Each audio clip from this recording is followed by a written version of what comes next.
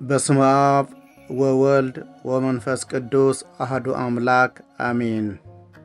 በእውነት ጌታ ተነስቷል። የተከበራችሁ የእግዚአብሔር ቤተሰቦች፣ የእናታችን የቅድስት ድንግል ማርያም ወዳጆች እንኳን ለ2018 የጌታችን የመድኃኒታችን የኢየሱስ ክርስቶስ በዓለ ትንሣኤ በሰላም በጤና አደረሰን አደረሳችሁ።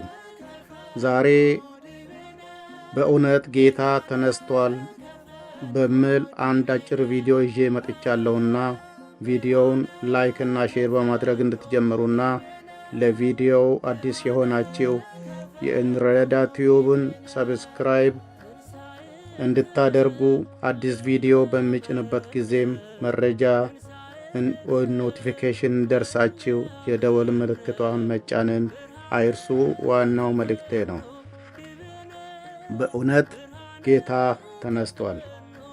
ጌታችን መድኃኒታችን ኢየሱስ ክርስቶስ በዕለተ ሐሙስ በአልዓዛር ቤት ከደቀ መዛሙርቶቹ ጋር ለእራት በተቀመጠበት ኅብስቱን ቆርሶ እንኩ ብሉ፣ ይህ ሥጋዬ ነው፣ ጸበሉንም ቀርቶ እንኩ ጠጡ፣ ይህ ደሜ ነው እንዳላቸው እንዳስተማራቸውና በዕለቱ በይሁዳ ጠቋሚነት ጌታችን ተይዞ እስከ አርብ 9 ሰዓት ድረስ 6666 ጊዜ እንደተገረፈና በመጨረሻም በሁለት ወንበዴዎች መካከል እንደተሰቀለ በራሱ ፍቃድ ነፍሱን ከሥጋውን በመስቀል ላይ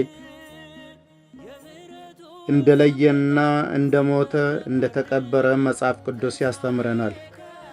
በሦስተኛ ቀን ድንጋዩን አንሱልኝ፣ መቃብሩን ክፈቱልኝ፣ መግነዙን ፍቱልኝ ሳይል ተነስቶ አርጓል።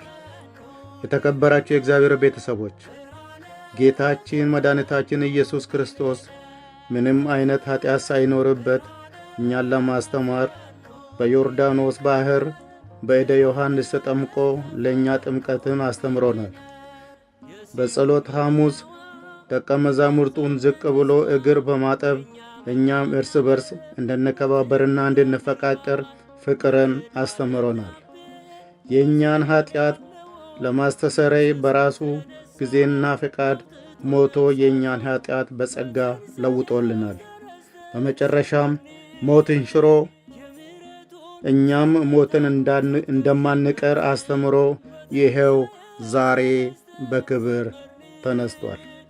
የዛሬም በዚያው አበቃው። በስብሐት ለእግዚአብሔር ወለወላዲቱ ድንግል ወለመስቀሉ ክቡር። ይቆየኝ።